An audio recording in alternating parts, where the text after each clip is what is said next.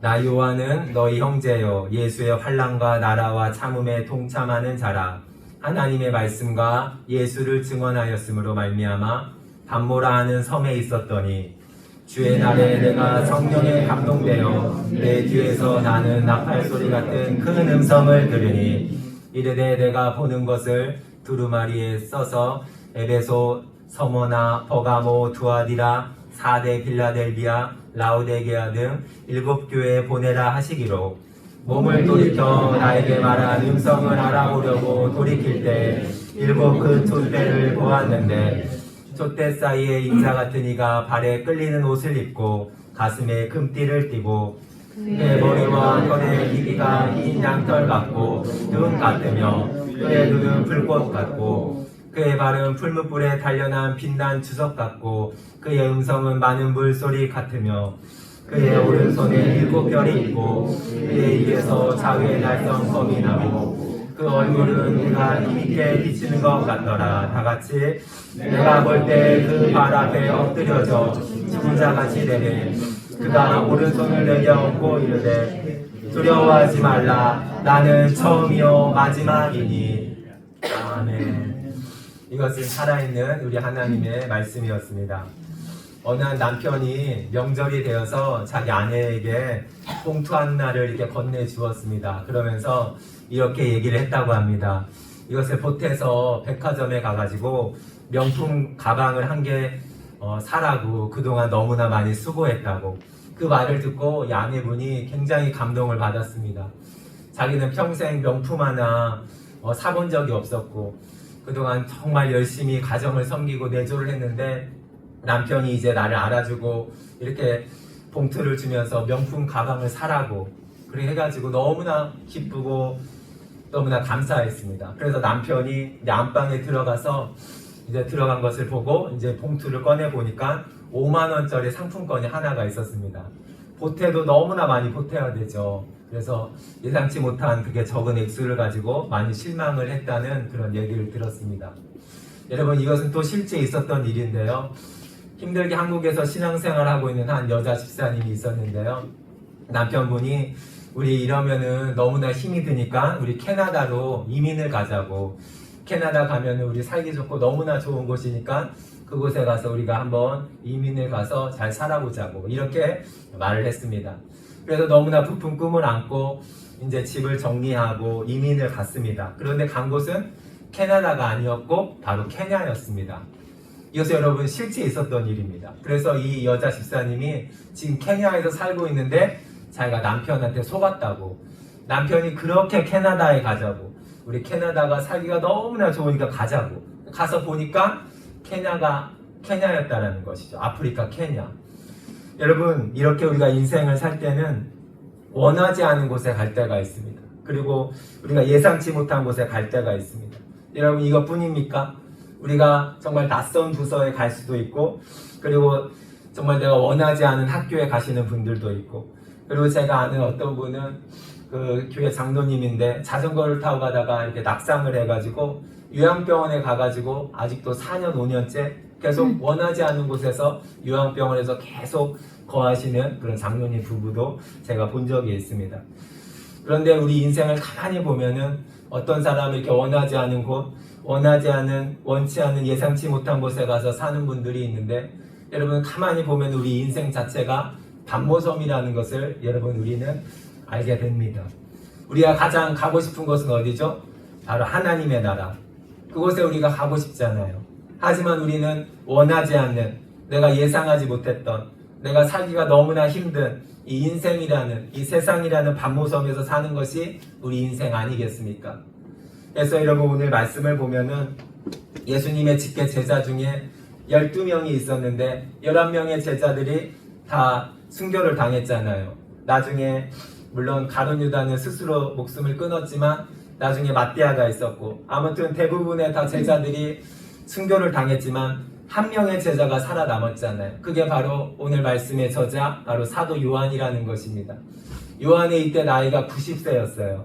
여러분 90세라면 얼마나 나이가 많아요. 근데 자기가 원치 않은 곳에 갑니다.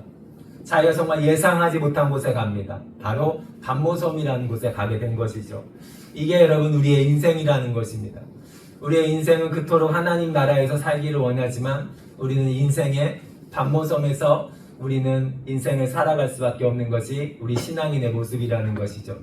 그래서 여러분 오늘 말씀을 통하여 우리가 인생이라는 이 반모섬에서 내가 원하지 않는 이 세상, 고난과 시련과 역경과 아픔과 스트레스와 눌림이 있는 이 세상 속에서 내가 하루하루를 어떻게 살아갈 수가 있고 어떻게 우리는 승리할 수가 있는지 오늘 말씀을 통하여 우리 세 가지 도전받고 은혜 나누는 시간 갖도록 하겠습니다.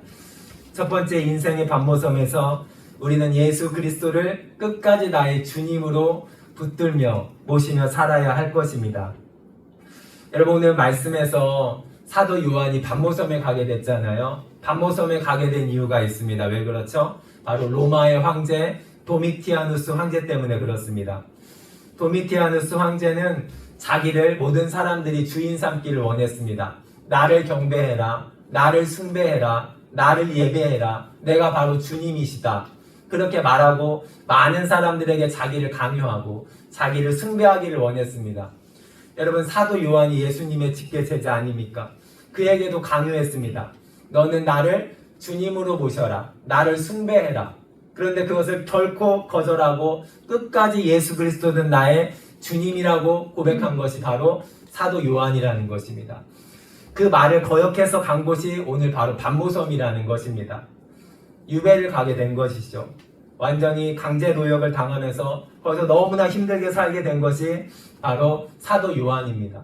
그래서 여러분 오늘 우리가 다 읽어보지는 않았지만 1절에서 8절까지 말씀을 보면은 온통 예수 그리스도가 나의 주인이라는 것을 강조합니다. 이것이 여러분 인생의 반모섬에서 살아가는 여러분들이 가져야 될 신앙의 자세라는 거죠. 여러분은 세상에 수많은 도미티아누스가 있습니다. 어떤 분들에게는 돈이 될 수도 있고 어떤 분들에게는 명예가 될 수도 있고 어떤 분들에게는 쾌락이 될 수도 있지만 그것을 나의 주인으로 삼으면 안 된다는 것이죠. 나의 주님은 누구죠? 오직 살아계신 나의 주 예수 그리스도가 나의 주님이라는 것을 고백하며 우리 이 땅을 살아야 할 것입니다. 그래서 1절에서 8절까지의 말씀을 보면은 온통 예수님이 어떤 분인지, 예수님이 땅의 임금들의 머리다, 피로 우리의 죄를 해방시켜 주신 분이다, 나라와 제사장 삼으신 분이다. 이렇게 1절에서 8절까지의 말씀을 보면은 예수님이 나의 주님이시라는 것을 계속 강조하면서 자기가 이 모든 반모섬의 고통과 인생의 아픔을 어떻게 이겨냈는지 사도 요한은 우리에게 강하게 웅변하고 있다라는 것이죠. 여러분 만약에 사도 요한이 도미티아누스의 그 명예에 의해서 도미티아누스에게 그냥 내가 당신을 주인 삼겠다 이 말 한마디 하면은 그의 인생은 그냥 피는 것입니다. 높은 직위를 얻게 되고 편안한 인생을 살게 되는 것입니다. 하지만 내가 끝까지 예수 그리스도를 나의 주님으로 고백하니까 어떻게 됐죠? 그의 고난이 왔고 반모섬으로 가게 됐지만 그곳에서 예수님의 음성을 듣고 예수님의 영광을 보게 되는 놀라운 은혜를 경험하게 됐다라는 것입니다. 여러분 고난 중에 우리가 인생의 고난 중에 주님 되시는 예수님 나타나신다는 것을 여러분 항상 잊지 마시기 바랍니다. 우리가 고난 가운데 예수 그리스도를 나의 주님으로 항상 고백하고 신실하게 살아가면은요 그 예수님이 여러분들을 만나 주십니다. 말씀을 통해서도 만나 주실 수도 있고 여러분들이 찬양 가운데 만나 주실 수도 있고 아니면 영적인 사람을 통하여 우리가 예수님을 만날 수도 있습니다. 이런 놀라운 일들이 예수를 나의 주님으로 고백하는 사람들에게 우리에게 일어난다라는 것이죠. 오늘 요한계시록 1장을 여러분 이해하기 위해서는요 요한복음 마지막 장, 몇 장이죠? 21장을 여러분 꼭 아셔야 합니다. 다 요한 사도가 썼잖아요.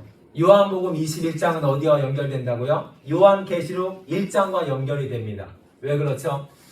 요한복음 21장을 보면은 예수님이 부활하신 예수님이 나타나셨는데 디베라 호수에 나타나시잖아요.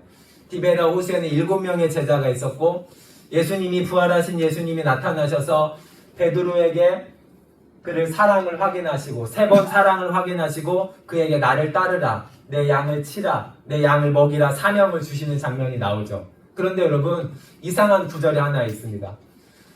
예수님, 부활하신 예수님이 베드로에게 나를 따르라라고 했는데 베드로가 그때 시기 질투를 합니다. 누구를 질투하죠? 바로 사도 요한을 질투한다라는 것이죠. 그래서 요한복음 21장 20절에서 21절 말씀을 보니까 이에 베드로가 그를 보고 예수께 여짜오되 주님 이 사람은 어떻게 되겠사나이까? 갑자기 요한에 대해서 물어보는 거예요. 지금 예수님은 베드로를 놓고 사랑을 확인하고 소명을 주고 나를 따르라고 했는데 베드로는 지금 누굴 생각하고 있죠? 예수님께 너무나 사랑을 많이 받고 있었던 바로 요한을 의식하고 그러면 예수님 나를 따르라고 했는데 저기 있는 저 요한이란 사도는 어떻게 됩니까? 갑자기 이 얘기를 물어봤다는 거예요. 그때 예수님이 뭐라고 말씀하셨죠? 잘 들어보세요. 내가 올 때까지 그를 머물게 하고자 할지라도 내게 무슨 상관이냐? 이 얘기 하셨다라는 거예요. 내가 다시 올 때까지 그를 머물게 하겠다라는 거예요. 그러니까 너는 상관하지 말라는 거예요. 여기에 모든 하나님의 섭리가 다 들어있다라는 거죠. 내가 올 때까지 그를 머물게 하겠다는 것은 뭐죠? 너희들이 다 주의 복음을 위하여 순고를 당해도 내가 다시 나타날 때까지 사도 요한은 죽지 않고 살아있는다는 말이에요. 그 말을 누가 지금 들었죠? 옆에서? 사도 요한이 들은 거예요. 요한복음을 사도 요한이 썼잖아요. 그 믿음 가지고 나의 주님 되시는 예수님이 나를 위하여 다시 나타나실 것을 믿고 그 모든 고난과 역경과 환난을 다 참고 있었다라는 거예요. 9절 말씀을 보니까 예수의 환난과 나라와 참음에 동참할 수 있었던 것이 뭐죠? 나의 주님 되신 예수님이 다시 나에게 나타나리다. 이 믿음 가지고 기다렸더니 어떻게 됐죠? 요한계시록 1장에서 그 예수님이 주일날 나타나셨다는 것이죠. 그래서 여러분의 마음속에 어떤 마음이 있어야 되죠?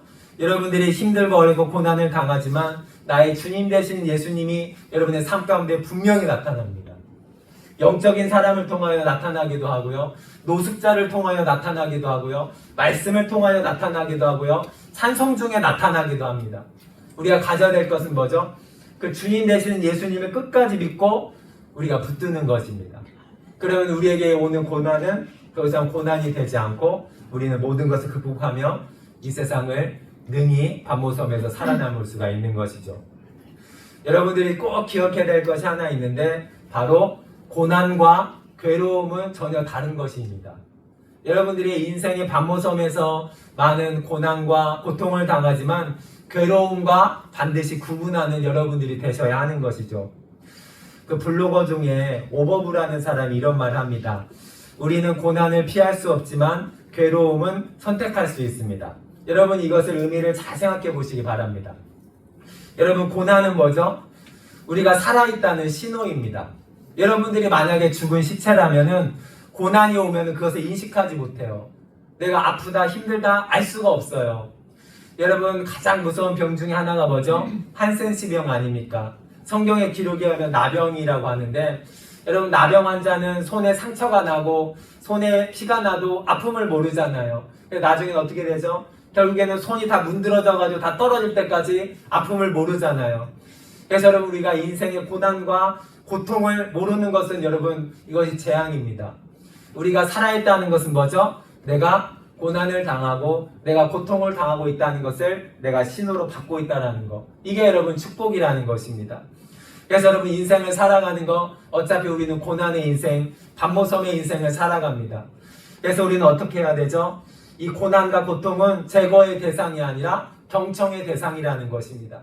그것을 잘 듣고 그 안에서 주시는 하나님의 메시지와 음성과 하나님의 은혜를 우리가 경험해야 하는 것이죠. 그런데 여러분 괴로움은 뭐죠? 괴로움은 고난에 대한 해석입니다. 이것을 여러분 잘 아셔야 합니다. 예를 들어서 여러분들에게 어떤 고난이 왔어요. 근데 내가 그것을 어떻게 해석하죠? 어떤 분들은 그렇게 해석해요. 아, 하나님께서 나를 버리셨구나. 아, 하나님께서 나를 침묵하시고 나를 완전히 생각하지 아니하시는구나. 이렇게 해석하는 사람들은 고난이 증폭되는 것입니다. 그래서 우리의 인생의 고난은 여러분들 피할 수 없지만 괴로움은 우리가 선택할 수 있는 것이죠. 괴로움을 내가 선택하지 않으면 됩니다. 여러분의 삶 가운데 고난과 아픔과 어려움이 오면은 그것을 우리가 어떻게 해석하죠? 시편 119편 71절에 나와 있습니다. 고난당하는 것이 내게 유익이라. 이로 말미암아 내가 주의 율례를 배우게 됨이니라.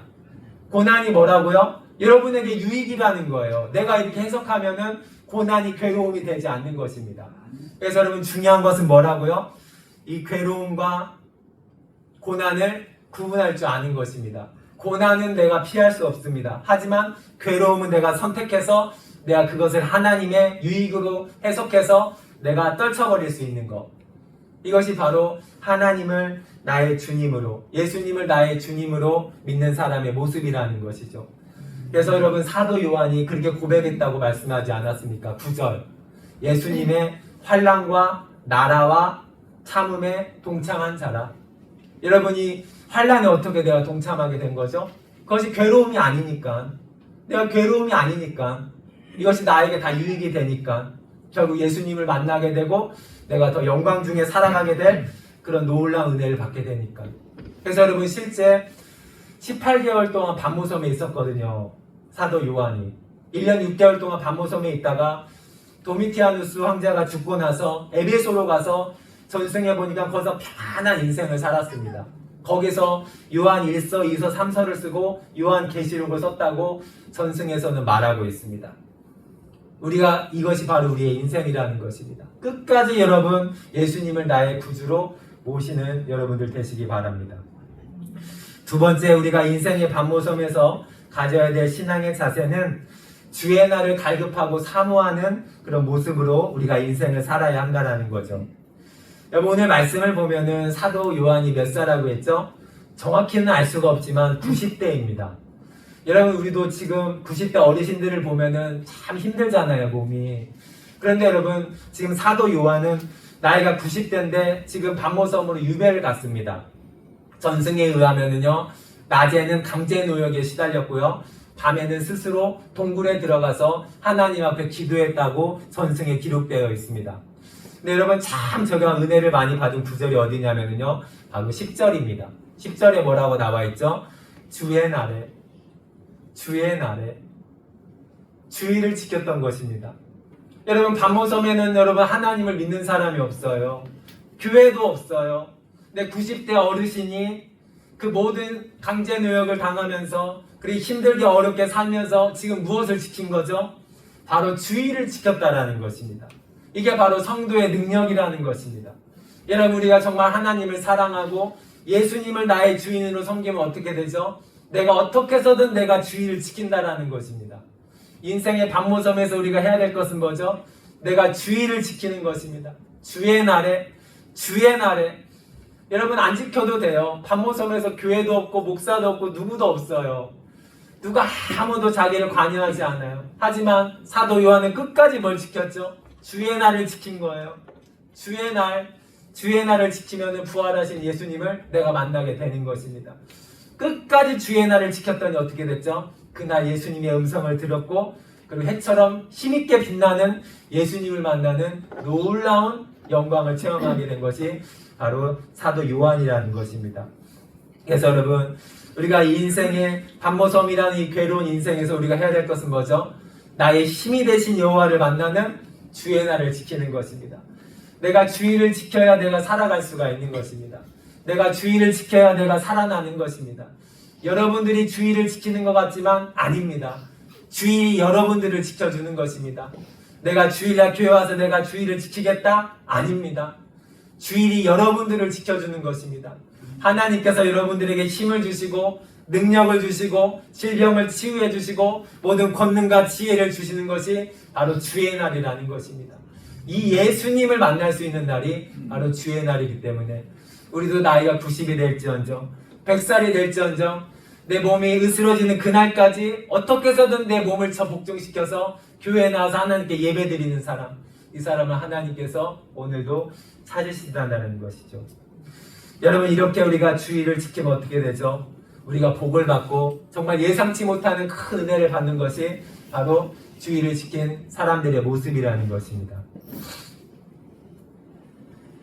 그 남자들이 하지 말아야 될 이야기가 뭐 군대 간 이야기, 그리고 군대에서 축구한 이야기, 이거 절대 하지 말라고 하는데 제가 오늘 말씀을 보니까 제 과거가 생각이 나가지고 잠시 제가 군대 이야기를 좀 하겠습니다. 저는 97년도에 군 입대를 했거든요. 이제 헌병 군대 공군 헌병에 입대를 했는데 여러분 훈련소 생활은 아무것도 아닙니다. 진짜 군대 생활은 어디죠? 바로 자대 생활입니다. 그때부터 정말 힘든 생활이 시작되는데 자대에 가니까 너무 힘들더라고요. 너무나 답답하고 말도 못하게 하고 그렇게 고참들이 힘들게 하고 지금은 구타와 가혹행위가 다 없어졌지만 제가 거의 마지막 세대였던 것 같아요. 제가 97군번인데요. 저 때까지는 구타와 가혹행위가 굉장히 많았습니다. 그리고 그 이후에 이 구타와 가혹행위가 군대에서 다 근절이 됐는데 제 때 마지막 세대였거든요. 제 세대가 97년도. 제가 군대에 갔는데 제가 가장 가고 싶었던 것이 뭐였냐면은 제가 군종병이었습니다. 교회 가서 종교 참석, 교회에 가니까 군종병이 너무나 부러운 거예요. 마음껏 하나님께 예배 드릴 수 있죠. 그리고 마음껏 초코파이를 먹을 수가 있죠. 그리고 사람들에게 막 초코파이도 나눠주죠. 그래서 저는 하나님께 간절히 기도했어요. 하나님, 저를 군종병으로 세워주시면은 제가 하나님께 정말 충성 다하겠습니다. 엄청 하나님을 섬기겠습니다. 엄청 기도했어요. 그리고 부모님한테 전화를 했더니 부모님이 제가 근무하고 있었던 군산 38전대에 오셔가지고 이 장교를 만나주셨어요. 군목이라고 가지고 군대에서 그 일하시는 목사님. 그 목사님 만나서 저희 아버지와 얘기를 나누고 그럼 김성목 2등병을 자기가 군종으로 이제 곧 군종이 나가게 되니까 그 자리를 나를 채워주겠다고 이렇게 약속을 했어요. 그래서 우리 헌병 중대에 그렇게 소문이 다 났어요. 김성목 2병은 이제 군종병으로 곧 가게 될 것이다. 근데 그것을 누가 막았냐면요. 헌병 중대장이 막았어요. 우리 헌병들이 3교대, 4교대로 너무나 힘들게 생활하는데 내가 빠져나가면은 우리 티오가 부족해서 안 된다. 그래서 헌병 중대장이 그것을 막았어요. 그래서 저는 너무나 속상하더라고요. 군종병 가면은 내가 하나님을 더 열심히 섬기겠다고 말을 했는데 근데 하나님께서 저에게 더 큰 예상치 못한 선물을 주셨어요. 두 가지를 주셨는데 첫 번째는 제가 군대에서 인생을 배웠습니다. 여러분 군대에 가면은 우리가 인생을 배우게 되는 거죠. 물론 지금은 많이 달라졌지만 제 때만 해도 2등병 하면은요 군대에서 노예였습니다. 가면은요 제가 헌병이었기 때문에 군대에서 모든 허드렛 일을 다 해야 돼요. 병장의 속옷까지도 다 빨아야 되고요. 아침부터 새벽까지 엄청 하녀처럼 노예처럼 일을 해야 돼요. 그리고 새벽에 병장들이 상번을 할 때 근무에 나갈 때 완장, 견장, 호각, 패스 이 모든 것들을 구두까지 다 닦아주고 다 옷을 입혀줘야 돼요. 여러분 이게 뭡니까? 노예 아닙니까? 여러분 군대 생활은 노예부터 시작하는 거예요. 근데 어떻게 되죠? 노예 생활로 끝이 납니까? 아니에요. 일병이 되고 상병이 되고 병장이 되고 신분이 점점 높아지면 나중에는 왕이 되더라고요. 군대에서 병장은 왕이거든요. 내가 말 한마디 하잖아요. 헌병 소대 50명이 다 모입니다. 내가 한번 축구 한번 하자고 하면은 다 나와서 축구합니다. 내가 한번 회식하자고 하면은 다 모여서 라면 끓여 먹고 회식합니다. 왕이 되는 거예요. 제가 군대에서 뭘 배웠죠? 제가 군종병에 가면은 이것을 못 배웠을 거예요. 하지만 제가 사병으로 하나님께서 남겨주셔서 저를 뭘 가르쳐 주셨죠? 인생을 배우게 해주신 거예요. 제가 언제 노예 생활을 하겠습니까? 여러분 목회자 하려면 노예 생활 해봐야 하잖아요. 제가 노예 생활도 해봤잖아요. 그리고 왕의 생활도 해봤잖아요. 왕이면 어떻게 돼야죠? 다윗처럼 겸손하고 하나님을 섬겨야 하잖아요. 그래서 저는 군대에서 노예 때부터 왕까지 그 모든 것을 다 경험해보는 하나님의 놀라운 은혜를 제가 경험했다라는 것입니다. 두 번째 하나님의 선물이 있는데 그건 뭐였죠? 하나님께서 저에게 주일에 대한 사모하는 마음을 주셨어요. 그래서 저는 주일날 어떻게 해서든 교회에 나와서 하나님께 예배드리고 찬양하고 기도했어요. 그때 마음이 얼마나 뜨거웠는지 몰라요. 그때 제 하나님께서 저의 마음속에 하나님의 말씀을 부어주셨어요. 그때 예레미야 20장 9절을 보니까 내가 하나님의 이름을 전하지 않으면 내 마음이 불붙는 것 같아서 사무치니 내가 답답하여 견딜 수가 없느니라. 이 예레미야의 고백이 나의 고백이 되어서 내가 하나님의 말씀을 전하지 않으면은 답답하여 견딜 수 없는 심정이 됐더라고요. 하나님께서 주일 예배를 드리니까 이렇게 저에게 큰 복을 주셨어요. 그래서 제가 군대 있을 때 말씀을 얼마나 사모했는지 몰라요. 그래서 제가 상번에서 초소에 가가지고요. 주변에 막 개들이 지나가면은요. 내가 그들에게 막 회개하라. 하나님 예수 그리스도를 믿어라. 막 이렇게 말씀을 전파할 정도로 하나님께서 저에게 타는 듯한 말씀에 대한 열정과 은혜를 주셨다라는 거예요. 하나님은 저에게 군종병을 시켜주시지 않았지만 그거보다 더 좋은 목회자로 하나님께서 저를 불러주시고 제가 군대에 있을 때 목회자가 되겠다고 하나님께 서원을 했다라는 것이죠. 그래서 여러분, 우리가 주의 날을 지켜야 합니다. 내가 어디 있든지 내가 주의 날을 지켜야 하는 것이죠. 여러분, 우리가 일주일을 지내잖아요. 여러분, 세상 사람들은 일주일이 언제 시작되죠? 다들 월요일이라고 해요. 여러분, 이것을 여러분 바꾸셔야 합니다. 주일부터가 일주일의 시작이에요. 그래서 어떤 분들은 화요일인데 다음 주 화요일이라고 얘기합니다. 아닙니다. 이번 주 화요일입니다. 여러분, 이 인식을 바꾸셔야 돼요. 세상 사람들은요, 월요일부터 시작되기 때문에 월요일이 그 주의 시작이라고 얘기하는데 아닙니다. 이건 세상적인 사고고요. 우리 기독교인들은 주일이 언제 시작하게? 일주일이 주일부터 시작합니다. 달력이 알려주잖아요. 빨간색이 다 주일인데 거기서부터 일주일이 시작하잖아요. 그래서 이번 주 화요일 날 무슨 일이 있으면은 화요일이 이번 주라는 것입니다. 아무튼 중요한 것은 뭐죠? 우리가 주일 예배를 드리고 월, 화, 수, 목, 금, 토 이 6일 동안 하나님에 대한 갈급한 마음으로 삶의 예배를 드려야 주일의 예배를 하나님께서 연락하신다라는 것입니다. 여러분, 저에게는 한 가지 예배의 수칙이 있는데 그게 뭐냐면요, 예배의 시작은 있지만 마침은 없다라는 것입니다. 여러분, 우리 교회 주일 11시가 되면 예배가 시작되잖아요. 그런데 강복선언으로 우리는 주일 예배를 마치지 않습니다. 예배에는 시작은 있지만 마침은 없습니다. 우리는 계속 예배를 드리는 것입니다. 월요일부터 세상에 나가서 계속해서 우리는 삶의 예배를 드려야 합니다. 만나는 사람들을 우리가 경건하게 대하고 그들을 용서하고 가난한 자를 도와주고 계속해서 삶의 예배를 드릴 때 그 간절함이 쌓여서 주일 예배를 드리고 다시 우리는 또 세상에 나가서 또 삶의 예배를 드리고, 그래서 우리는 예배의 시작 11시 시작하지만 예배 마치는 시간은 없다라는 것을 여러분 명심하시기 바랍니다. 그래야만이 그 예배를, 그 주일 예배를 하나님께서 우리에게 들어주신다라는 것이죠.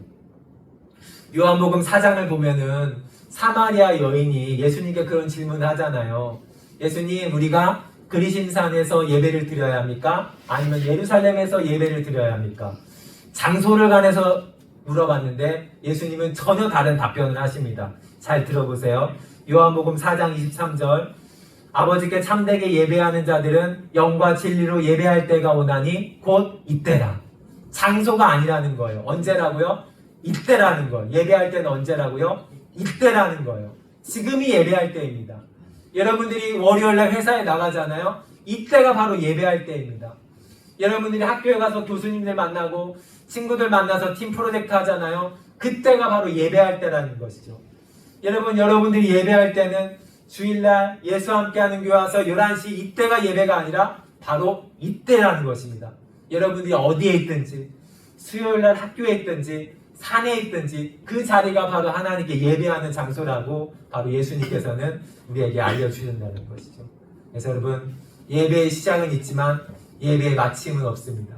우리가 주의 날을 여러분 정말 사모하시고 타는 듯한 마음으로 주의 날을 그리워하시고 예수님을 만난 날을 손꼽아 기다리시면서 예배의 삶을 살았을 때 그 주일 예배를 하나님께서 우리에게 받아주시는 것입니다. 제가 저희 가족 이야기를 해서 참 죄송한데요. 저는 주일 성수를 딱 생각을 하면은 항상 아버지 목사님이 생각이 나더라고요.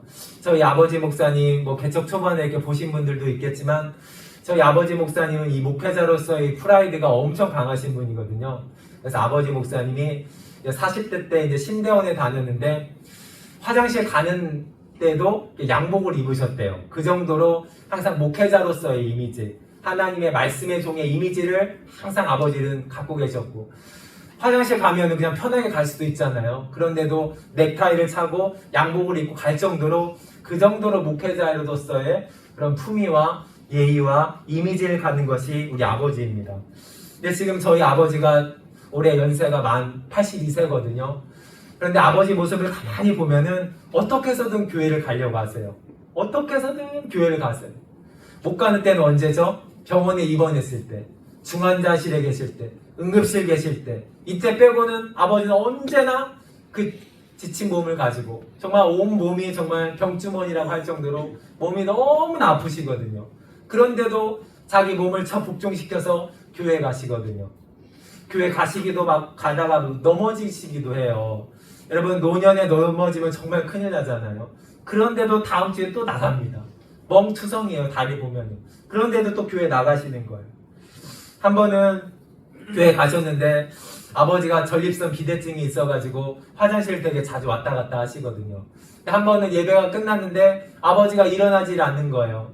어머니가 조용히 뒤에 나가서 티걸레를 가져와가지고 아빠가 앉아있는, 아버지 목사님이 앉아있는 의자 밑을 계속 닦고 있는 것입니다.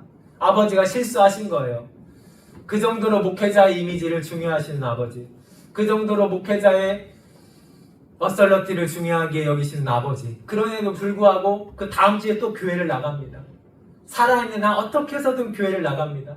실수하고 넘어지고 몸이 아프고 지쳐도 계속해서 교회를 나가시는 거예요. 교회 가야 부활하신 예수님 만날 수 있으니까, 교회 가야 영광의 예수님을 만날 수 있으니까. 이게 바로 우리가 반모섬에서 살아가는 우리의 모습이 되어야 할 것입니다. 여러분, 어떻게 해서든 주일 성수하시기 바랍니다. 여러분, 이것은 의무가 아닙니다. 여러분들을 살리는 길입니다. 내가 주일을 지키는 것이 아니라 주일이 여러분들을 지켜주는 것입니다. 주일이 여러분들을 살려주시는 것입니다. 주일에 만나는 부활하신 예수님이 여러분들에게 은혜와 은총과 권세와 능력을 주시는 것을 우리가 경험할 수가 있는 것입니다. 마지막 세 번째, 인생의 반모섬에서 우리가 가져야 될 우리의 마음은 기도로 성령의 충만함을 받는 것입니다. 우리가 기도하고 성령을 받았을 때 우리가 인생의 반모섬을 능력 있게 이겨낼 수 있는 우리가 될 수 있다라는 것이죠. 오늘 10절 말씀을 보니까 뭐라고 나와 있죠? 10절 말씀, 주의 날에 내가 성령에 감동되어. 주의 날에 어떻게 성령의 감동을 받았죠? 바로 기도했기 때문에. 여러분, 전승을 보면은 사도 요한은 낮에는 강제노역에 시달렸고, 그리고 밤에는 항상 동굴에 들어가서 하나님 앞에 철저히 기도했습니다. 매일 기도하는 것이 바로 사도 요한입니다. 우리가 성령 받을 수 있는 길이 몇 가지가 있는데요. 하나님의 말씀을 들을 때 성령 받을 수가 있고요. 아니면 성령 충만한 사람에게 안수를 받았을 때 성령 충만을 받을 수가 있고요. 그리고 기도했을 때 우리가 성령 충만함을 받을 수가 있습니다. 여러분, 오늘 10절 말씀을 보니까 내가 성령에 감동되어 내 뒤에서 예수님의 음성을 들었다라고 사도 요한이 증언하지 않습니까? 그래서 여러분, 우리 기도에서 성령 받아야 합니다. 성령님이 물론 여러분 마음속에 계십니다. 그래서 고린도전서 12장 3절 말씀을 보니까 내가 예수를 나의 주라 고백하면은 내 안에 성령님이 계시는 것입니다. 하지만 성령님은 내 주로만 끝나는 것이 아닙니다. 뭐가 필요하죠? 내 위에서 성령님이 나에게 부어져야 하는 것입니다. 내가 성령의 충만함을 받아야 하는 것입니다. 그러기 위해서는 여러분, 우리가 기도해야 합니다. 기도해야만이 우리가 성령의 충만함을 받을 수가 있고, 성령의 충만함을 받아야만이 우리가 인생의 반모섬에서 능히 능력 있게 우리가 인생을 살아갈 수가 있는 것입니다.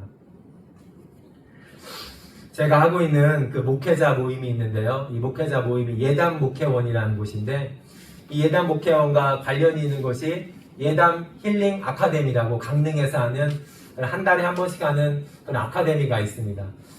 저번 달입니다. 저번 달 9월 달에 예담 힐링 아카데미에서 어떤 일이 있었냐면요. 그 힐링 아카데미 둘째 날, 이튿날이 되면은 이제 강사 목사님이 이제 강의를 마치고 이제 저녁에 한 9시 정도에 그 모인 성도들, 한 20-30명 성도들에게 다 한 명씩 안수를 해줍니다. 이제 안수를 해주고 이제 목사님은 이제 방에 들어가셨고, 계속해서 성도들이 기도하다가 이제 성도들이 들어갔는데 나중에 성도들이 2명이 남았습니다. 2명이 남아가지고 계속 하나님 앞에 기도하고 찬양하고 방언으로 계속 기도를 하고 있었고요. 옆에서 찬양을 담당하고 있었던 박 목사님이라는 분이 제가 아는 목사님인데, 박 목사님이 이 두 분의 성도님이 이제 기도가 다 끝나고 방에 들어갈 때까지 함께 기도를 해주고 있었습니다. 근데 11시가 돼도 기도가 안 끝나고 12시가 돼도 이 두 분의 성도들이 기도를 안 끝내는 거예요. 그러다가 12시 반이 됐습니다. 12시 반이 돼서 이제 목사님이 앞에서 계속 혼자 기도를 하고 있는데 갑자기 뒤에서 한 여자 성도님이 이렇게 얘기하는 거예요. 목사님, 절 좀 이렇게 세워주세요. 목사님, 절 좀 이렇게 세워주세요. 그래서 목사님이 뒤를 딱 보니까 이 성도님이 뭐 하고 있죠? 바닥에 이렇게 누워 있는 거예요. 바닥에 누워 있는데 마치 자석에 붙어 있는 것처럼 바닥에 이렇게 딱 축 처져가지고 이렇게 붙어 있는 거예요. 뭐죠? 하나님의 임재가 온 거예요. 하나님의 임재를 누린 거예요.